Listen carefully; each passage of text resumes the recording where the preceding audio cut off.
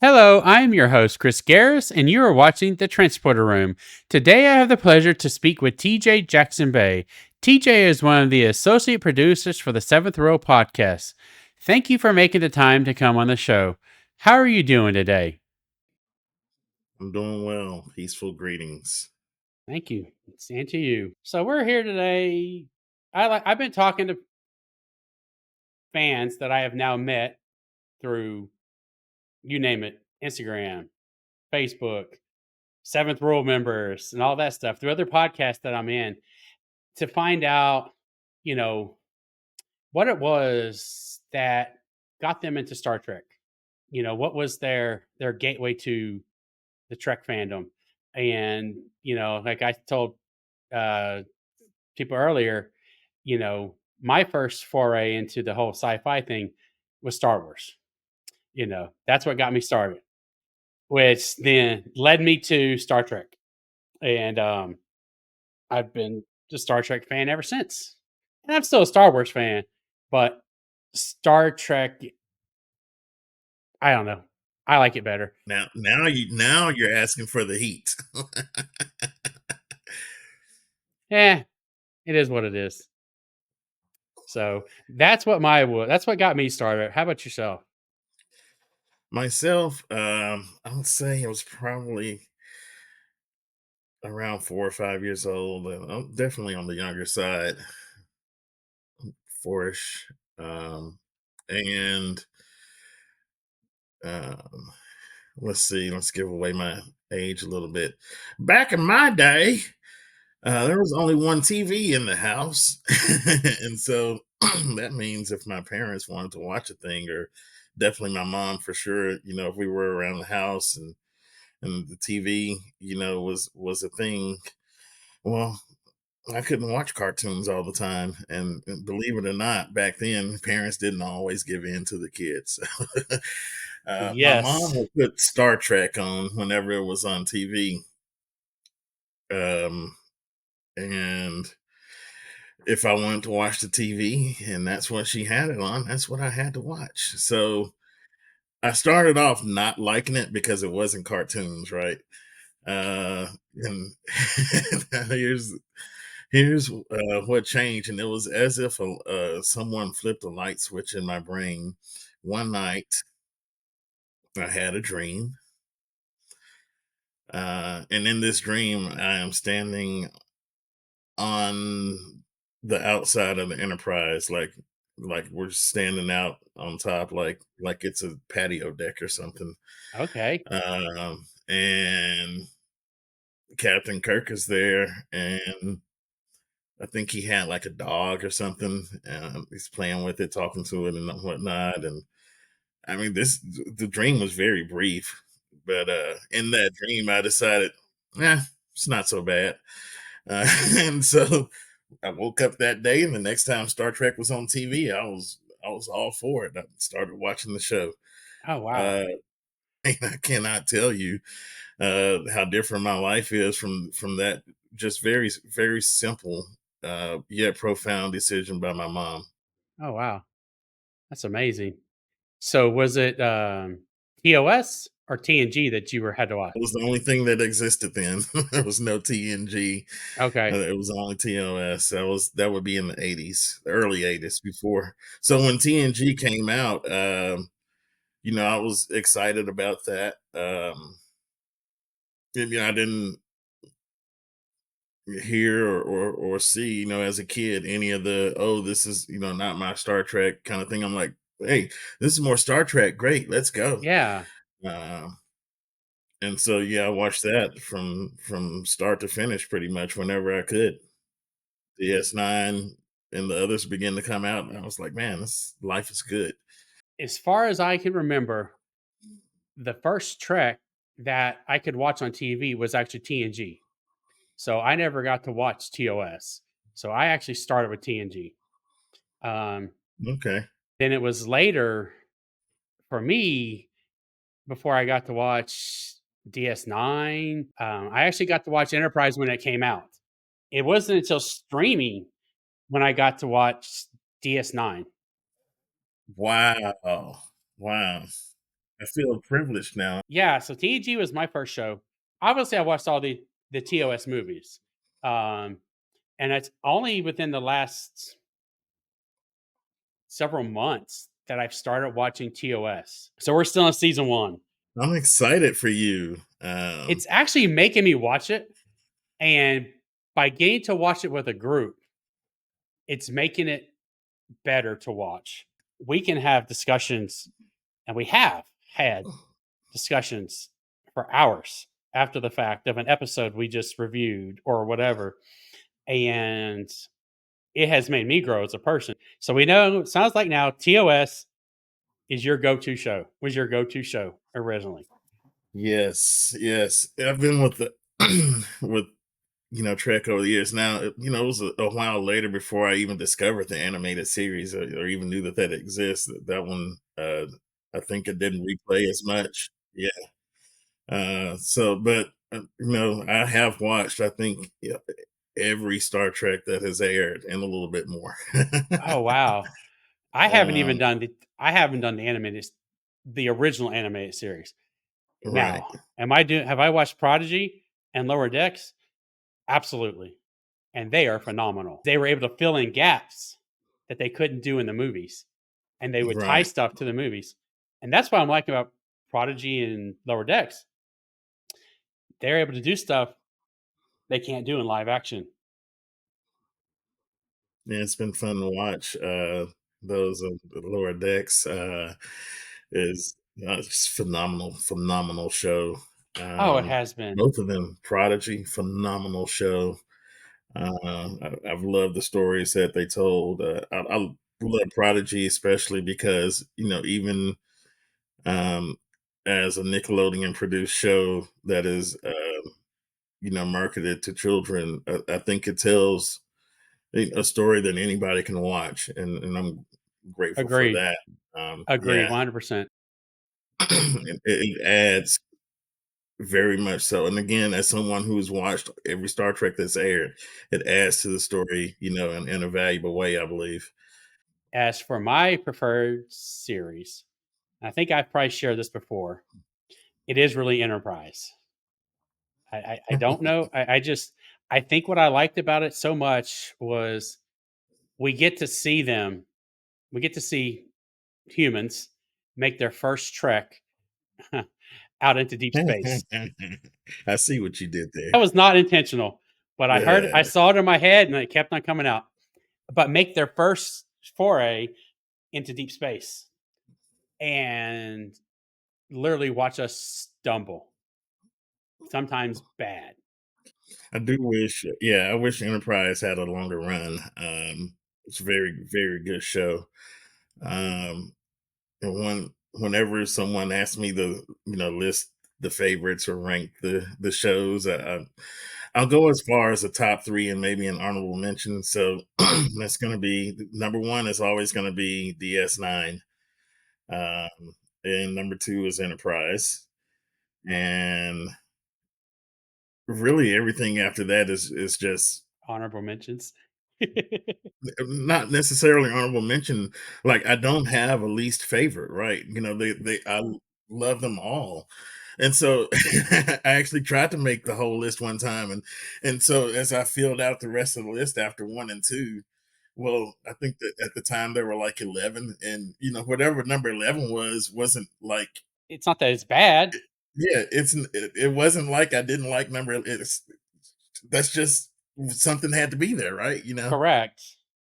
Well, yeah. I mean, I would say Enterprise for me, and then I'm actually going to say DS9 because, like I said, I watched it. It took me, and I probably not just me. When I first started watching it, I was like, okay, this is, eh. But as it progressed, and I actually watched the series, oh my god, that was such a great series. Um, the character building, and yeah, just the whole thing was great. But then after that, I don't know, Picard. Let's see, you were talking about, yeah, having to watch DS9 years later. So, and, part of my DS9 story is, well, I think, yeah, that was, came out around, my teens as, I was growing up. Same thing with Enterprise. Like after that, it was kind of like my early adulthood. But with DS9, I think up to maybe season 5 or 6. And after that, like my memory gets fuzzy. I didn't like the 6th and 7th seasons. I didn't really get to watch them, as they were coming out. Um, it was years and years and years later when I was able to actually sit down and watch the end of the series. And the funny thing was about that, I mean, it's phenomenal episodes like Far Beyond the Stars, Oh yeah. that I discovered later. And like I was floored by that one. And actually, when I got to watch the complete DS9 series is before Paramount Plus and what was the CBS version of that CBS All called? Access. All Access. Before those things existed, StarTrek.com hosted all of the episodes on the website for a while with commercials. That was fine. That's where I finished Really? watching I didn't know DS9. that. Yeah, Oh, I did it not was know they did that.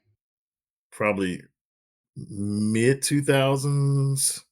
Uh, maybe a little bit after 2010 or before. Yeah, right around that time. I had no clue. That's actually good to know. I think I want to say by the time I watched it, it was on Netflix. So that's how I finished the Enterprise series, which I also didn't get to see, to the end. Was Netflix, but not the Netflix that everybody knows. No, they mailed me the, Oh my god. the DVDs one at a time. Actually, I think I Ah. had my subscription. I could get like three, so I would get like a movie, and part of the Enterprise, season or Oh whatever. wow. You did it the old school way. Yeah, I would get two because I would send one back and start the next one, and by the time I finished, the other one would have come, in the mail. That's how I finished Enterprise. Oh yeah, no, I was streaming when I did it. No, no, no. I mean, I did the disc back in the day, but yeah, it was streaming. Oh my gosh. Yeah, and actually another good episode, and they're all good, but uh, In the Pale Nope, Moonlight. no, they're not. Well, They're okay. not. They're not all good, but I'm looking at Yeah, so like In the Pale Moonlight, that was yeah, another that's a heavy hitter. that's a heavy hitter. And then um another episode that actually made me go watch TOS of DS9, and it was because I wanted to see how they changed stuff was Trials and Tribulations Yeah, that's a good one. I remember when that one came out. Yeah. and how they integrated stuff. Like I wanted to see, okay, what did they change? What did they not change?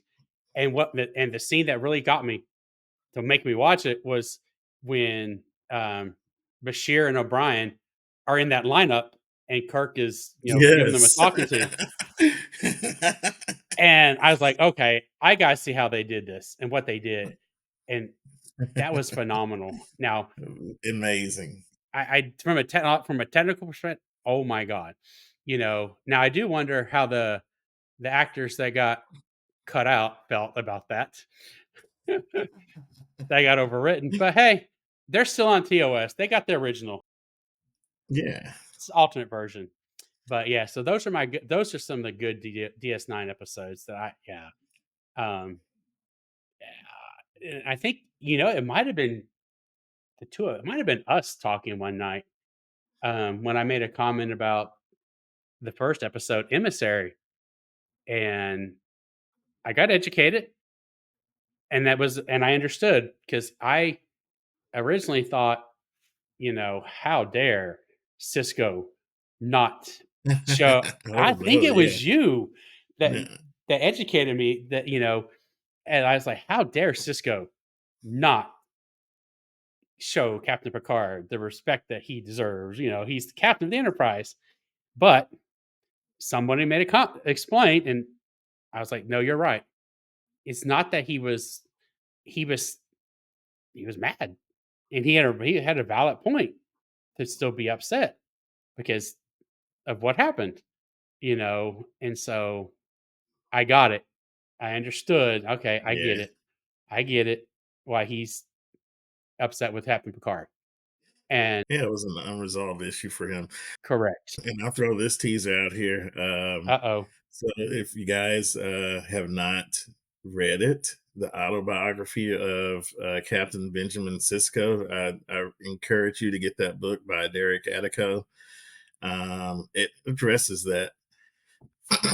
It addresses that scene between Captain Sisko and Captain Picard. And that's all I'll say about it. Go get the book. Okay, hold on here. I'm gonna have to go Google that right now, just so I have it for myself. What was it called? The biography of. Of Benjamin Sisko. Okay, because now you got me kind of interested. Cisco. Okay. All right, Benjamin Cisco. There it is. Hmm. That's gonna have to go on the list.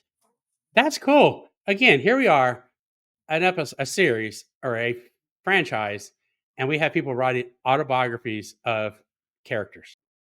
Yeah, I think there's one for Captain Janeway too, but I haven't read that one. But definitely, yeah, the Captain Cisco. I got that one. Like I pre-ordered it, I get it.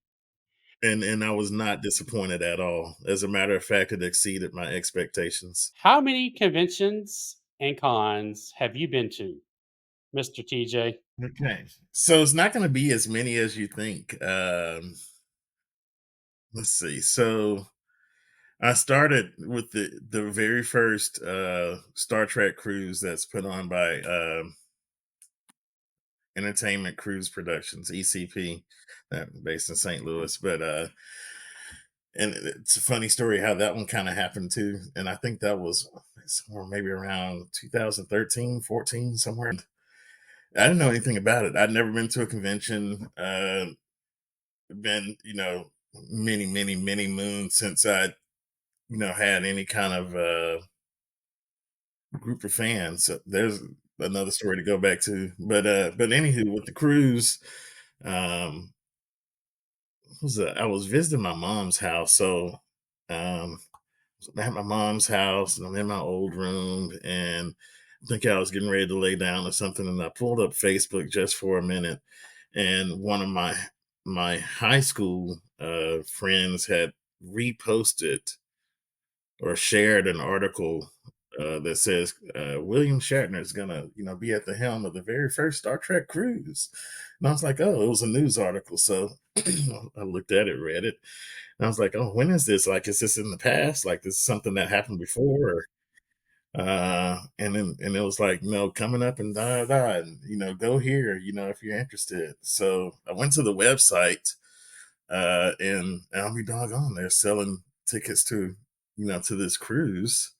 Oh, And I had only ever been on one cruise before, but I loved it. I never repeated the experience because I didn't have any travel partners that to go on a yeah. cruise.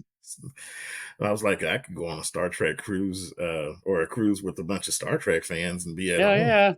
yeah. So normally, that's something I kind of, would think about and ruminate for a little while and to make a decision.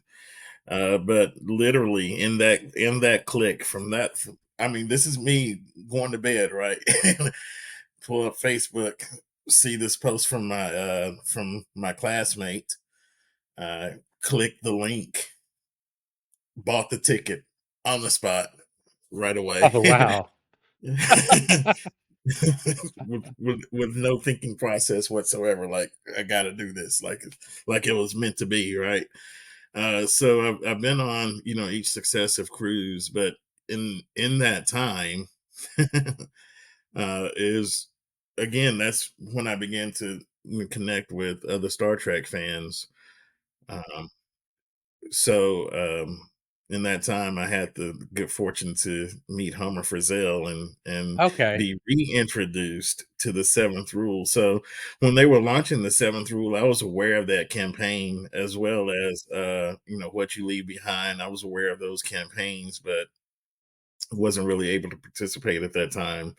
But when I ran into Homer, I started listening to the show and it was that long story short, it was that group that convinced me to go to Star Trek Las Vegas. What is it about that group? They're a bunch of corruptors. They are. In They the best way. are. And that you are correct. Sorry to interrupt you, but yeah, you're right. I just had to add that on, yeah, in the best way. That's what got me going to the convention. So I've been to what, maybe four Las Vegases. Was I think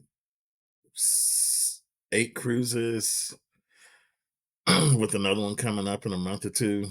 Yeah, I've is it been in to, February? yeah, late Is it January February. 1st? Okay, yeah, late February. Let's Wow. see. And then there's Star Trek San Francisco that they did last year, which is repeating. Oh, wow.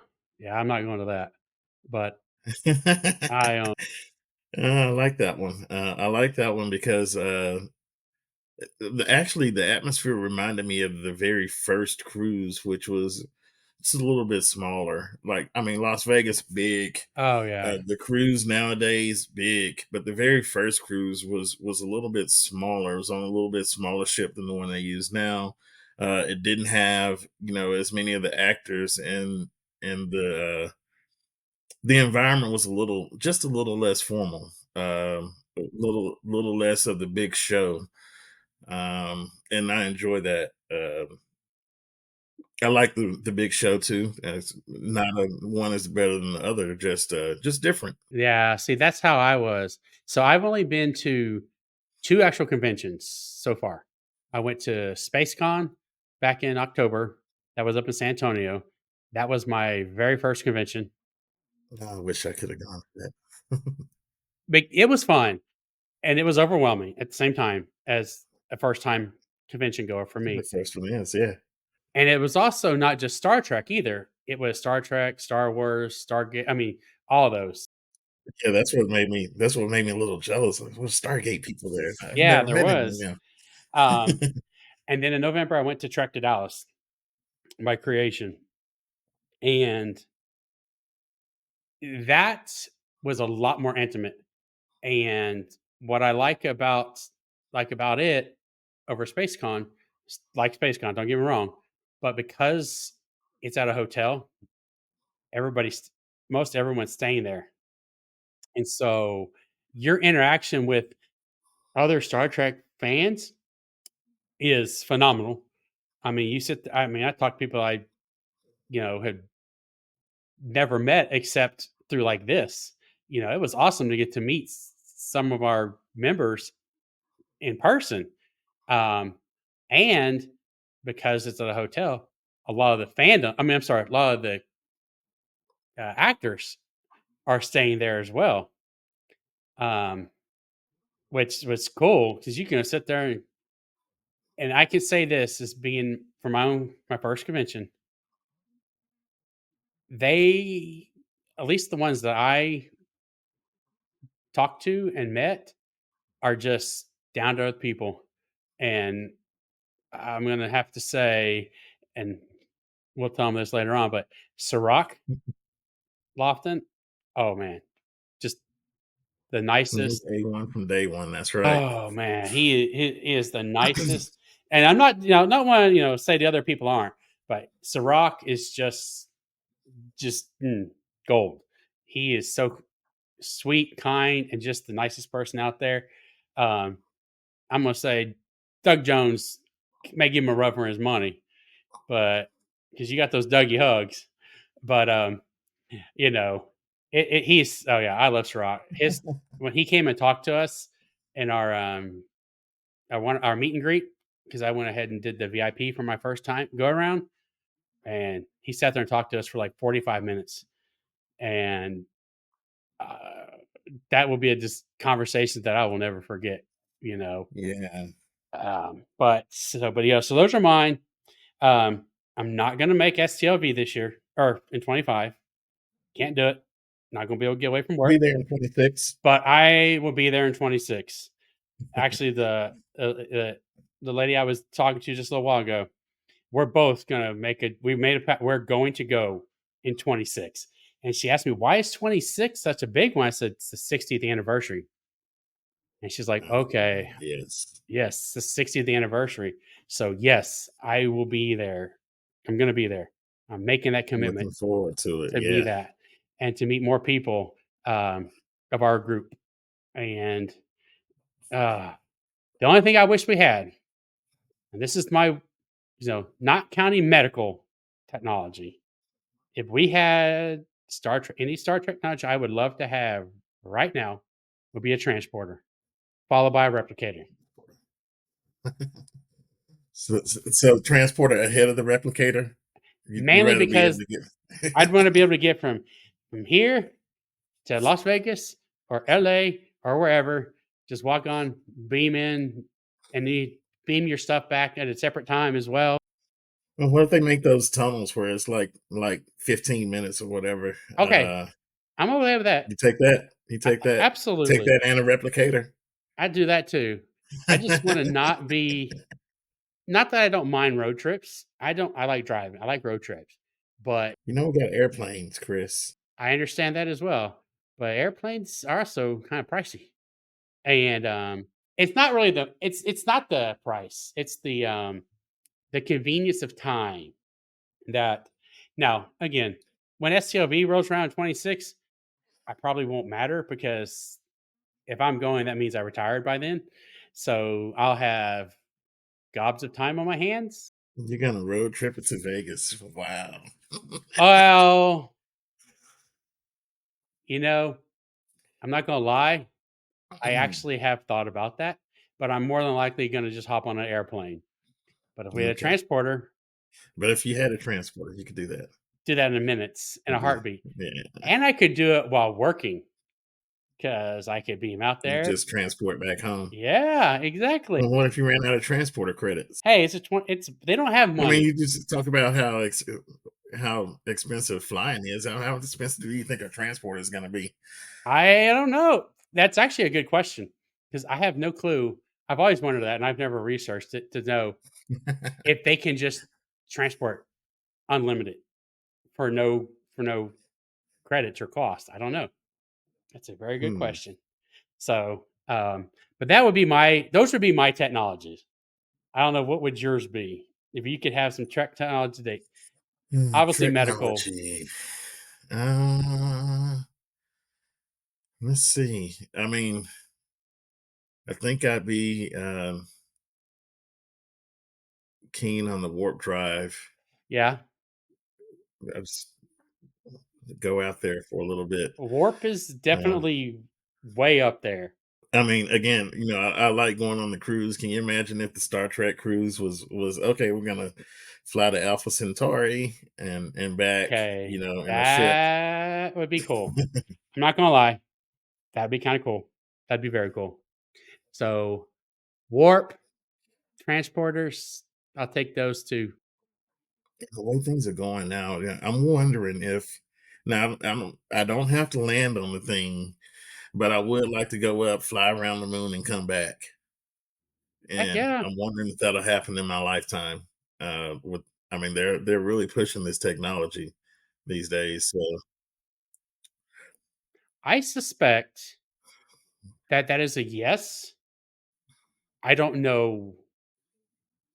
Yeah, I mean, I suspect it'll be later in my life potentially.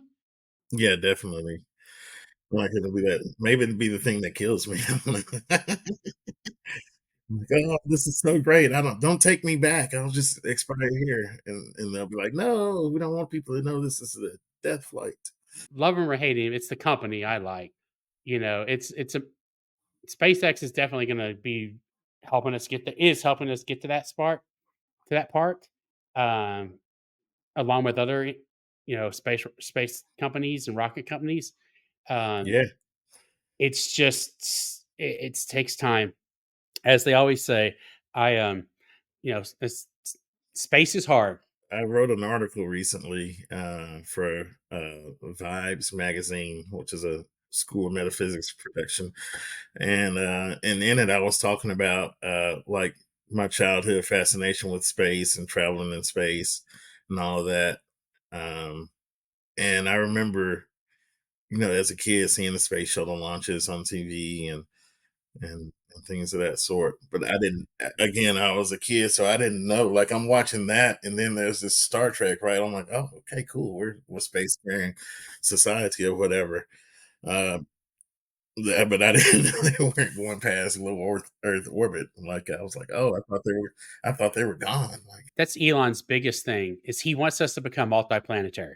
We need to become yeah. multiplanetary, um, in the long run, and so And again, that's probably going to be a longer journey than we're really conceiving of to become multiplanetary. I mean, but I think it's important, like you said, to take these first steps to be able to get to a planet like Mars or Titan, a moon like Titan or something like that, or I mean, just our moon. Uh, like we haven't been there in a while. I know, and that's my thing, especially when it comes to current space flight, and, I'm To see a, me point to the moon, like I know it's like it's yeah, I right know, there. it's somewhere up there, but I actually I watched the Angry Astronaut, um, Yeah, I've and watched him. I'm one of his Patreon members, and you can submit a question every now and then, and so I submitted, um, a question about, and I'm not gonna give you the answer because 'cause it's been a while since I watched it, about, you know, why did we stop nuclear the progress on nuclear propulsion? I mean, I know it's the the the bad stuff, the bad part of it, the cons of it, but, the pros of having the faster ways of space travel, you know. And so I asked him to make a video about that and do research on, and he did. And they just, they cut it out mostly for funding, Yeah, not much, not environmental, not, they're worried about it blowing up in the atmosphere. It was mainly due to funding, and they wanted to move on to something else. And I was like, oh my God. Once again, the almighty dollar. if we went to an alternate timeline in Star Trek, and that would be the reason like Zephyr Cochrane never made the first warp flight. It's like, oh, yeah, he decided to do something else with this money or resources or whatever. A great series to plug here. And I don't know if you've watched it, but I bet you have. For All Mankind, Oh yes, yes, the yes. alternate what if. That's amazing, amazing show. Which I know they're producing a new season, so I'm Yes, they excited about are. I'm that. so looking forward to that. And I hate to say it, watching that series, I love it, but at the same time, I'm sitting there like, oh my God, if we had What just could have been? Yeah, kept going. Ah. But anyway, I'm gonna leave it love at that that. show. Got to give a shout out to Mike and Denise Okuda um, uh, as producers of that show. Or I'm not sure exactly what their title is, but they're heavily involved, and I think that that's reflected in the product that we see. Oh yeah. Um, yeah, I I had not had um Apple TV. I got it for some reason, 3-month free, I got free, never canceled my subscription, and I'm thankful I did because great series. I am so looking forward to the next season to come out. But yeah, again, it's one of those things, it's the most thinkers, the what ifs. What if we had not stopped? And it's also, got some other, it's got a lot of Star Trek behind it. Ronald D. Moore is one of the creators, Yeah, so um, I'm trying to see if I can find what the Okudas, if they are, what their official title are, but it's definitely.